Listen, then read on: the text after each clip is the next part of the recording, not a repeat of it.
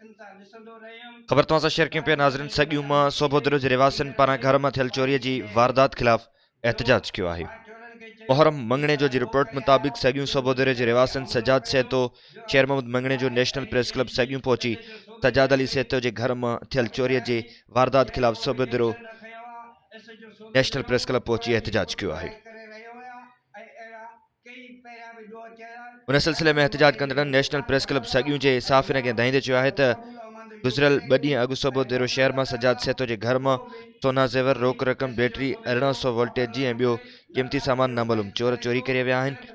जन जा असीं पहिरां खयां त मुजाहिद मल्हा ऐं मुजाहिद सेतो जे दर ते आया, जितां असां चोरी थियल बैटरी रिकवर कईसीं ऐं सोबोदरो पुलिस खे इतलाह ॾिनोसीं, पर पुलिस को बि तदारुक न कयो। उनखां सवाइ केतिरा ई भेरा सोबोदरो थाणे जा चकर काटियासीं, पर पुलिस रवायत मूजिबि जवाबदारनि ख़िलाफ़ का बि कार्रवाई करण जे लाइ तयारु न आहे। असांजे न NC वरिती थी वञे, न ई FIR दाख़िल कई वञे थी। उन्हनि IG सिंध, DIG सेखर ऐं ॿियनि वसवारनि खां अपील कई त असांजी चोरी थियल वापसि कराए जवाबदारनि खे गिरफ़्तार कयो वञे।